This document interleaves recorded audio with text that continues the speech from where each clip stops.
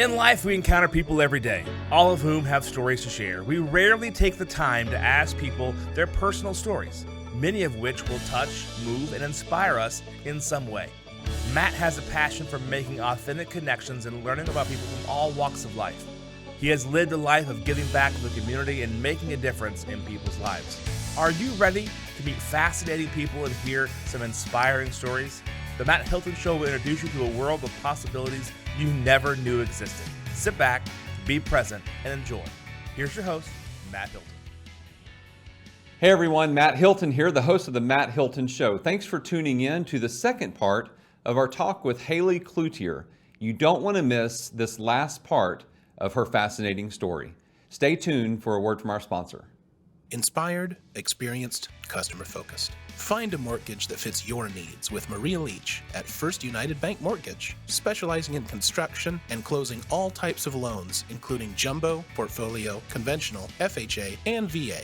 A tenured team, outstanding service, competitive programs. Finance your dreams with Maria Leach at First United Bank Mortgage. mleach.firstunitedteam.com, 214-316-7915. mleach@firstunitedbank.com. Member FDIC, equal housing lender. From what you know about the team, what excites you most about being a part of the Hilton Realty Advisors? Oh, so many things, but it was more of I get to work with like a partner.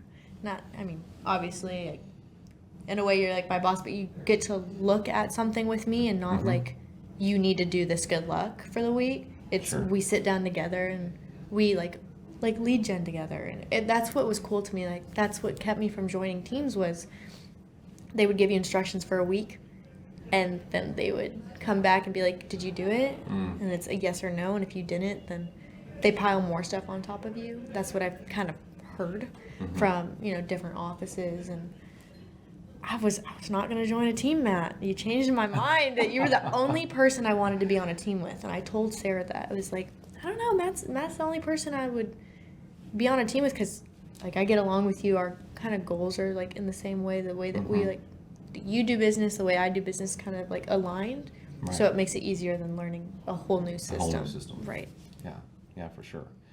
Yeah, so as you heard, our types of business that we do are very much in line. And what she means by that is like, for those of you who know me, I'm more of a relational type of realtor, right? So I love building relationships, creating a client experience for my clients during and even after the transaction. And so with that is like, just doing little things like sending a random gift or, doing a client appreciation party or a pop-up happy hour or whatever that may look like, right? And so we've got some really cool things in the works, and we're going to be doing some business planning in October and mapping out what 2023 looks like. And so just really excited about that. And yeah, we've got tons of stuff happening too with the property management, with apartment locating. So with that being said, is there anything else is there any other profession that you maybe as a kid had a dream of being, right? I mean, it hasn't always been a realtor. I mean, so what did you want to be when you were a kid? A princess. A princess. I can't be a princess anymore, but... Yeah, they're both taken from us. You could be a princess of another country, right? I mean... Well, I'm dating Dylan. I want to marry him. Right. I'm the princess of his life. So maybe I completed that. There we go. I mean, I don't know. I originally, if I didn't go into real estate, was going to go into business with my dad and do inside sales for tech companies. Okay. And then I was like, that's a cool backup. I got something to fall on to. Yeah. It's not really what I want to do. So truly, real estate's kind of been always number one. Other than going for social media, I mean, modeling, did that, loved that. Singing, that was another childhood dream. Acting. So you sing? Yeah. I didn't know you sang. Yeah, I sing. Did you know that I sang? No. Yep. So I sing in the on the praise team at the church I attend. Guys, get ready, 2023. We're going to be releasing some There's music. not going to be a duet. It's not going to be Dolly Parton and Kenny Rogers here. But no, yeah, that's interesting. I didn't know that. What other hobbies do you like? Traveling. Okay. But I stopped doing that so I could focus on real estate. Mm-hmm. But I was doing a lot for social media. And then got into some trouble. Just didn't like partying. Mm-hmm. Not like legal trouble. I just didn't like the situations my friends were in. Sure. So I was like, maybe I shouldn't travel with my friends. Like, they like going out. I'm more of a let's stay home, watch a movie type of thing. Mm-hmm. Unless I decide one day, I'm like, yeah, let's just go out to dinner. Like, that's fine. Just like the hardcore partying, like, I don't need to like not remember my night. Like, I want to remember my whole life. I don't need to forget things. So I don't really have any other hobbies, I guess. Okay. Just any sports that you're interested in besides baseball? love baseball. Can't get rid of baseball. I love football. Okay. Kind of grown more into a baseball girl, but that's also because my brother stopped playing football, and then watching him play baseball more, I was just more around it. Mm-hmm. So that was cool. And then obviously Dylan plays baseball, so just kind of put me in that position. But hey, football's so much fun. But I don't know, competitive cheer, it's a sport to me at least. Yeah. Yeah. And I loved it, but I don't miss it. When I stopped, I didn't miss it. It was a good 9 years of my life. I didn't need to do it anymore. Yeah. I'm done. It's too much on my body. So oh well. If you had to pick a fear, what are you most afraid of? Failing. Of failing? I put a lot of pressure on myself not to fail at things, and like those goals, like I've told you, those goals, I don't complete them, I feel like I failed. Disappointing people also. Mm-hmm. My parents are not allowed to tell me that they're disappointed in me. Mm. Yeah. Driving back in the middle of the night from Houston at 3 o'clock in the morning because I didn't like the situation I was in wasn't a good thing. It was my first very long drive, and I didn't tell my parents I was coming home. And I booked it back to Dallas. I'm like, I'm done. And my parents like, we're so disappointed in you. Like, you could have gotten hurt. And I'm like, I started bawling right on the spot. I was like, you can't tell me you're disappointed in me. And then it was like one of my other family members, they're like, I'm disappointed in you. I'm like, what did I do wrong? Like, it was just a very hurtful word to me. So I'm fear of disappointing people and the fear of failing. I want to build the best life I can for myself, my family, and people around me. So if I can't fail, it's a super big fear. So now, we could go down a whole rabbit hole with this one. So I believe that you have to fail in order to succeed. Yes. Like you need to have some times when life isn't good, right. Or that you go on a listing appointment and you right. don't get it, because then you learn right from not getting the listing. Right. So when you say fear of failure, like what would happen if you didn't get a listing? Like, I'm just curious as to, like, what would you do afterwards? Well, I guess failing maybe isn't the right thing to say. I guess more of, that would be a fail. But to me, it's, okay, my goal was maybe like very low goal. So don't put me in this little box. But let's say like 4 listings. Mm-hmm. If I fail at one, I just go get another one. I think I'm scared of failing for my year goals more, like not failing. Okay, maybe I'm wrong. My parents give me a goal. I'm scared of failing at something. Mm-hmm. If they tell me to go do something, like, Haile, you need to make this happen, and I can't make it happen, I feel like I failed my family, in a sense. Not failed myself. So I'm scared of failing other people's goals that they give me, or tasks that they give me. If that makes sense. So, like, if I couldn't reach our lead gen goal, I would feel very like I failed. But then I would just work harder and do it. Right. So part of me, like, you need to fail to grow. Mm-hmm. I don't like that feeling. It just makes me work harder in the end, but I don't like the feeling, I guess. And nobody likes it, Haile. Oh. Like, I don't like it. But I haven't succeeded in everything that I attempt, right? So the biggest takeaway that I've had, and one of the biggest takeaways that I've had in life is you have to fail in order to succeed. Right. You have to learn from the times that you don't succeed, Right. and learn from those mistakes, errors, whatever you want to put in there Right. in the blank, and then better yourself, Right. so it doesn't happen next time. Yeah. So, I will say one thing I did fail at, which I thought I failed at, which I didn't, was, for example, nationals. Third runner-up, that's really good. We had, I think it was 35 people in our, I could be wrong. Could be way less, maybe 21. But third runner-up, that's amazing. I walked off that stage. I held a really good smile while I was out there, while I was crying. Nobody could see, but I was like, yeah, it's great. I walked off. I ran right to the dressing room, and my director from state comes in. And I run up, I'm so sorry I failed you. Like, you brought me here to win. Like, you thought I was going to win. Like, I knew I was going to, like, this whole thing. I thought I failed her, but I didn't. It was just in my head right in that moment. I failed at something, realized what it was, why I didn't fail, which I didn't. But, and then I bettered myself, and that's why I'm like, okay if I don't go back to pageants, because I know what, I had a great first win. I don't need to keep winning. It was more of a fun hobby to do, I guess. Ugh. That's a hard lesson to learn, but it's a lesson that that people need to learn. Kids need to learn. I don't subscribe to in kids sports nowadays, Right. where everybody gets a trophy. Oh, no. I think that sets children up for not learning that there are winners and there are people who don't win in life, Right. right? I mean, it's everybody can't win all the time, Right. And so I feel like that our society has kind of gone down that road, and I'm afraid of what the outcome may be in the future for that generation, as they think that they're going to win all the time.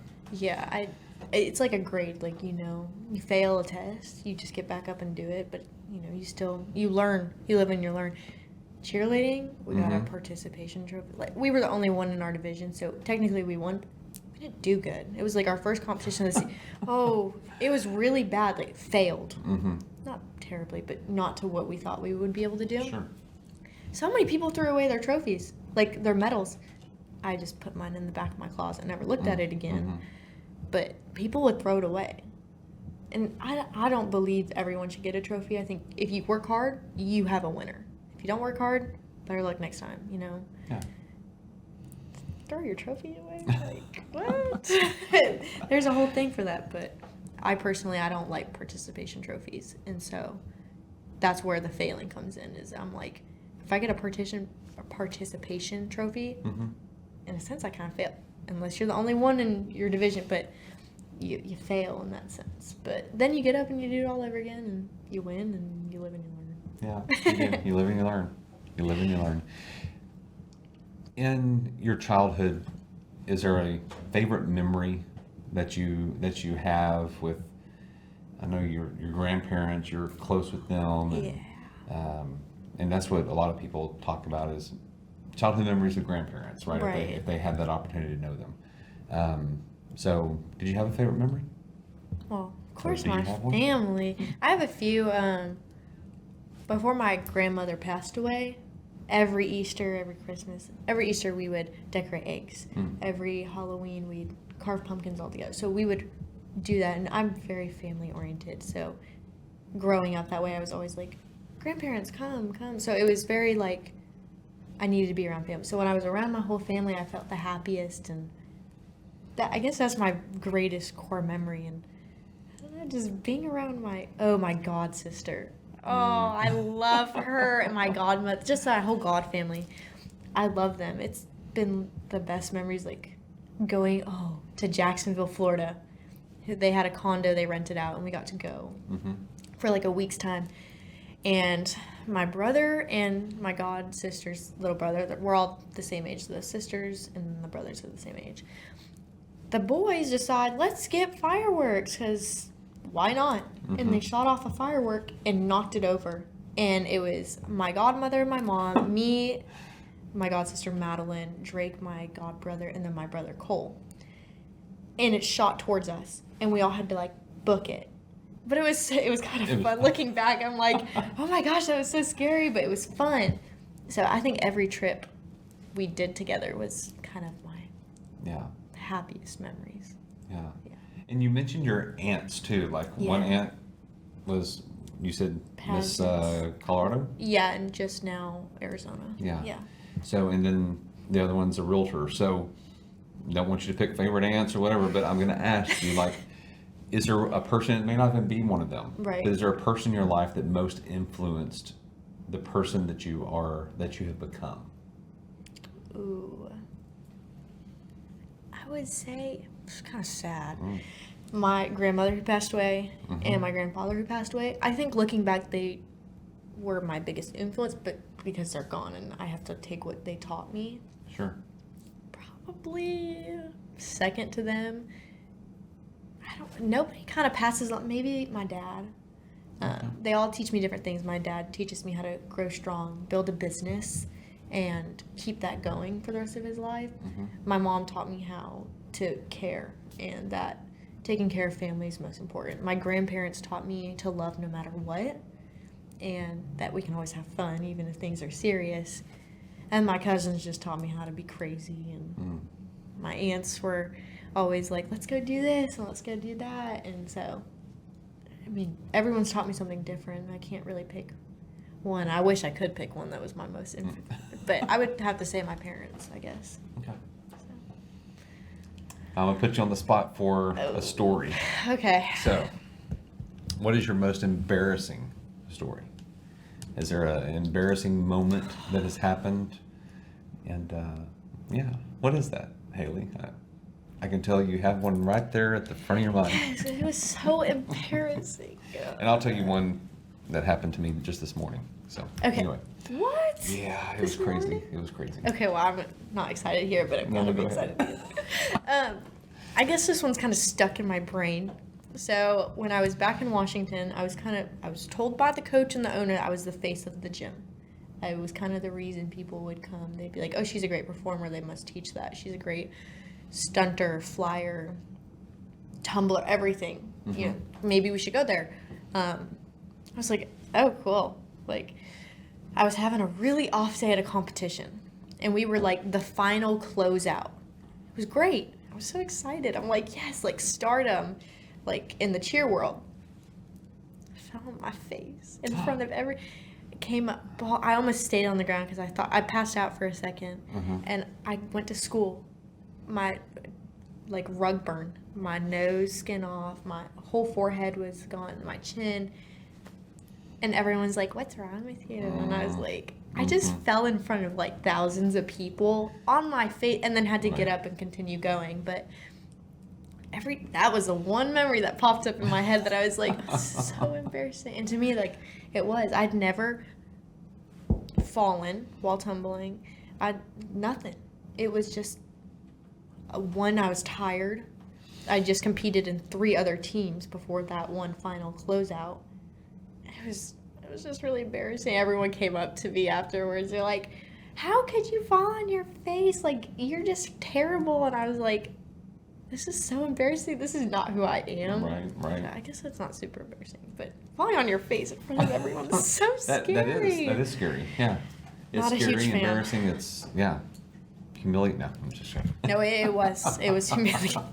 Okay, I want to hear the story. Well, it's not, okay, so I have to clarify. It's not really an embarrassing story, right? But I'm telling on myself because I thought it was just a comedy of errors, if you will, this morning. So first off, I train with a trainer every Monday, Wednesday, and Friday. I got up this morning, alarm went off at 6 o'clock, and I've got 2 husky puppies, right? So one is named Thor, one is Val, short for Valkyrie.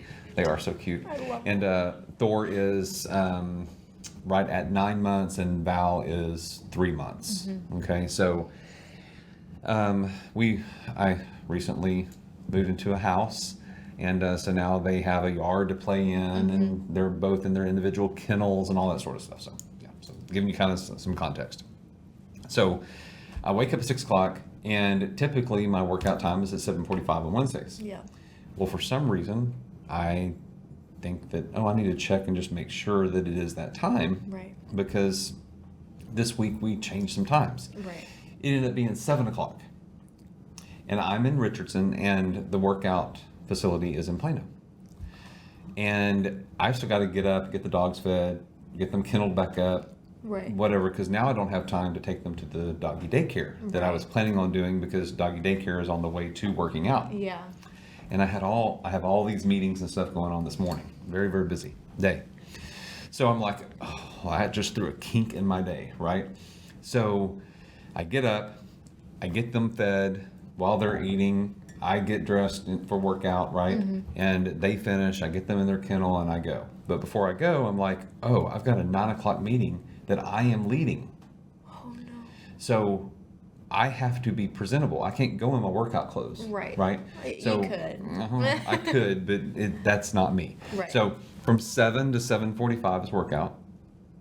And then I needed to shower, right? But there wasn't enough time for me to go from Plano to Richardson. Right. So I still have my apartment in Carrollton that I haven't completely moved out of. Right. But I had taken down shower curtains, brought home towels, all that sort of, like, Right. it's almost totally cleaned out. So I go, okay, well, I'm going to take a shower in Carrollton so I don't have to drive as far, right, to get ready Right. for this meeting that's happening in Plano at 9 o'clock. So I Right. don't have to drive back and forth and be late. So I pack up, a clean pair of underwear and my shoes and my socks and my deodorant and my hair stuff and all Right. that. And I'm like, okay, so here we go. So I'm driving up, and I look over into the box, and I'm halfway to going to work out. And I realize I didn't bring a towel. Oh no. I didn't bring a towel. Okay. Not the end of the world. So I go work out, tell him have the conversation with the trainer and stuff and all that, and tell him, hey, I've got to leave, I've got this meeting, whatever. So I get in the car, and I start heading towards the apartment. Why do I feel like I And- know where this is going? I forgot soap and shampoo. Oh no. And I don't have any of that at the apartment either. And then I look, and I'm like, and last night when I was unloading, I found a unused shower liner. Oh. And so I was like, okay, well, I can maybe use this at some point. Well, this morning when I got up, I was like, I'll just use it this morning when I'm taking a Right. shower, so I'll take that with me. I realized I didn't have shower curtain hooks either, right? So all of that stuff was gone. Right. So I was like, okay, I need a towel, I need soap, I need shampoo, and I need hooks for the shower curtain liner in order for me to get presentable and go about my day. So Haley, just let you, I haven't showered. No, I'm joking. okay. So what happened? You don't smell terrible, so. No, I did take a shower. But anyway, so on my way down to the apartment, I'm like, okay, there's this Walgreens. So I'm going to run into Walgreens real quick. And so I would love to see the security footage of that Walgreens, because I am running around getting the soap and shampoo. That was the easy stuff to get, right? But then I'm looking for a towel. Well, ladies and gentlemen, Walgreens just does not have a towel. And so I went to the paper goods aisle, and I was like, I am not going to get a roll of paper towels. I'm just not going to do it. So there was an automotive-ish type. And so there are these microfiber Oh no. towels that you clean a car with, right? Yeah. And so I got a few of those, and they're like hand rags, right? So I was like, okay, I'm gonna dry off with these. And then they don't have rings, shower rings at Walgreens either. So I bought some duct tape. So I'm gonna duct tape the shower liner to the rod that's, in the apartment. I thought you would have gone with zip ties or something. Oh, well, they didn't. I don't think they had those either, right? I mean, we're talking Walgreens, right? I should have gone to Walmart, Right. They would have had everything. So anyway, I get to the apartment, and I mean, by this time it's 8:15. I've got to shower and get ready and go. And so I did. I have a picture, and I'll probably post that picture, send that to the producers, Yeah. so that they can see the shower curtain as it is duct taped up to the rod. And then the microfiber towels, like that's, if you've ever tried to dry off with a wash rag or a hand cloth, that's hard, and it's not a body towel, right? Yeah. So anyway, that was my morning, and I did get to my 9 o'clock meeting at 8:58. Okay. Oh. Yeah. So I was quite impressed with myself. Yeah. Knowing of all what went on prior to, and it's amazing what things are thrown at you, and you can make the best of it when you absolutely have to. Right. Like all of that this morning was not on my agenda to do, right? But I had to do it. Yeah. So I made time for it. And it's a good lesson to know in life, right? When you have to make time for something and it's a priority, you're gonna find time to make for it. Everybody has the same 24 hours in a day. Yes. And people wonder all the time, like, Matt, how do you do everything that you do? I hear that all the time. Right. And I'm like, because I prioritize things that absolutely have to be done. I make time for those things. I make time for my pups. I make time for my 4 kids. I make time for my clients. Right. I make time for this show. I make time for things that are important to me. And those other things that aren't, they'll get done when they get done. Right. But when you throw something into the mix, if you have a flat tire, that then becomes a priority in your day, because if you don't get that fixed, you're not going to continue with the rest of your day. Right.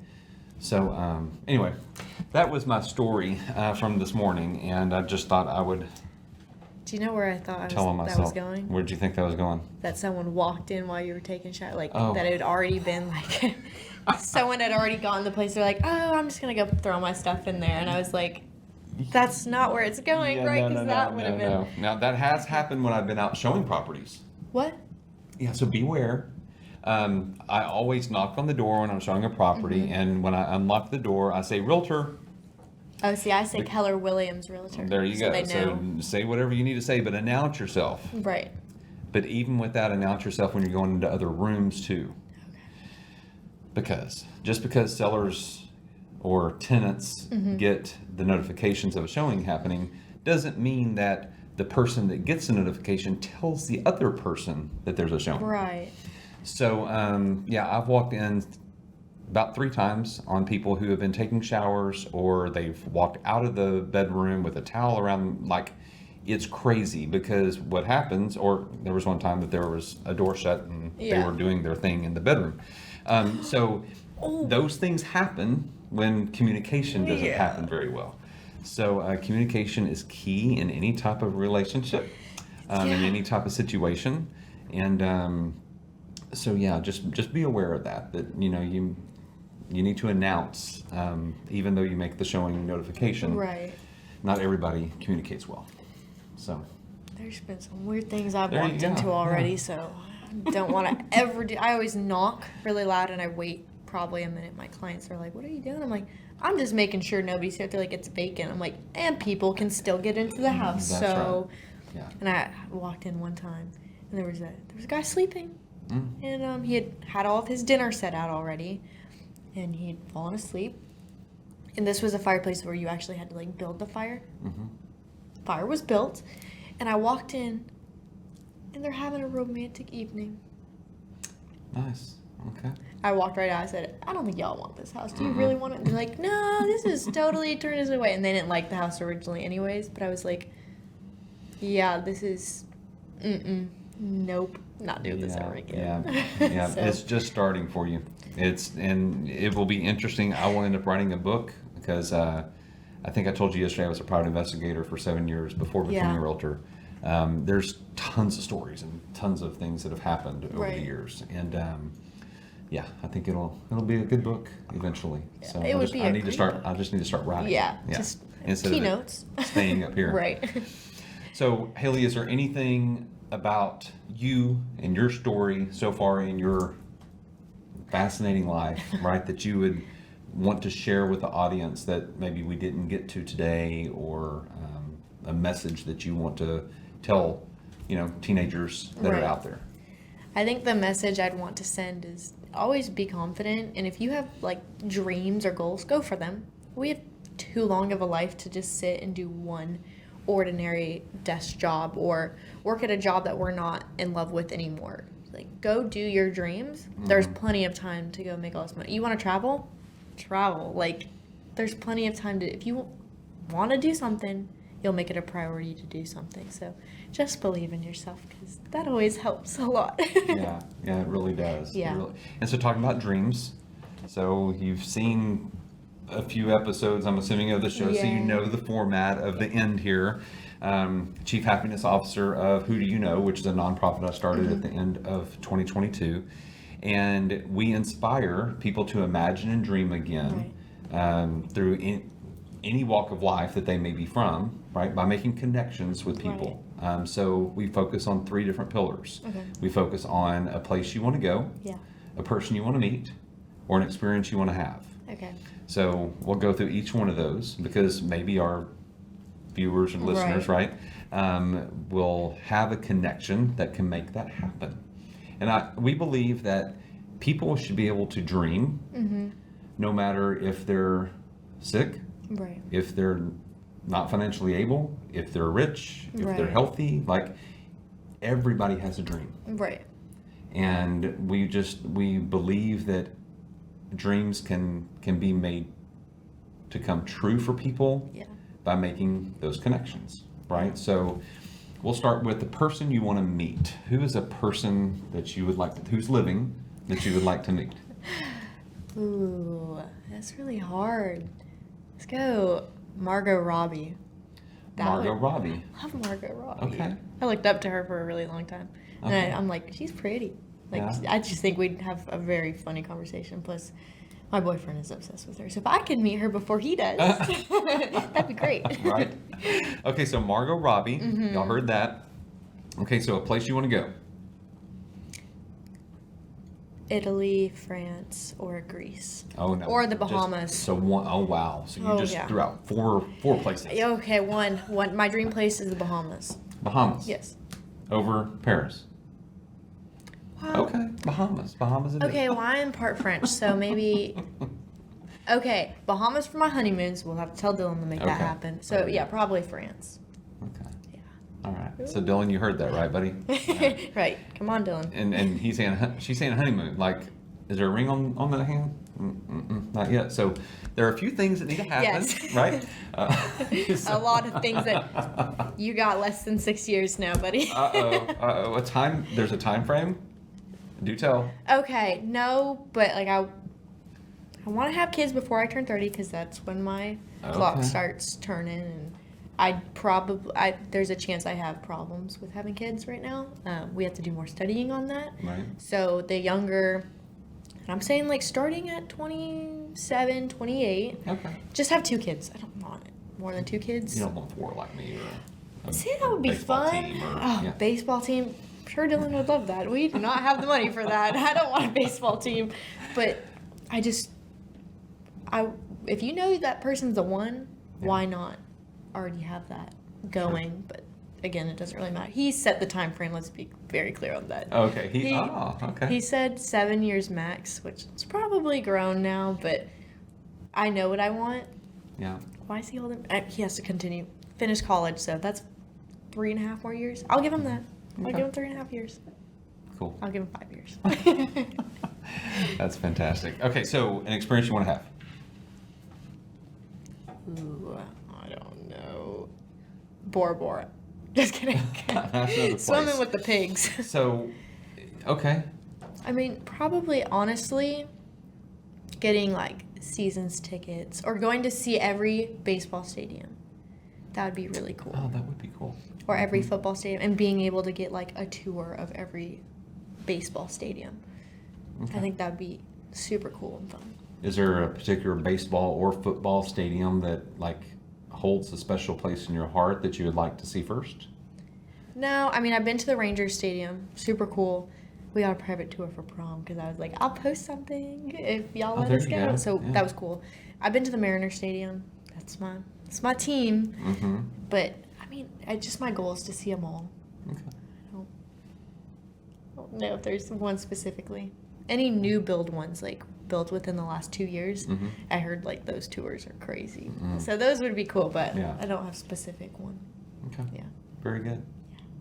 It was such a pleasure. Thank you for having me. It was awesome. Yeah, most definitely. So thank you for being here.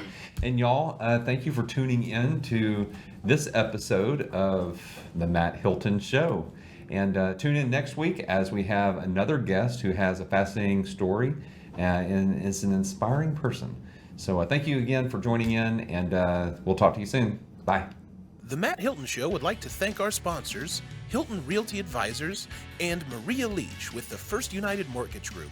The Matt Hilton Show would also like to thank our partners, the Who Do You Know organization. You can find out more at wdyk.org. If you'd like to contact Matt or know a fascinating person with an inspiring story that would make a great guest, reach out to the show at themattHiltonshow@gmail.com.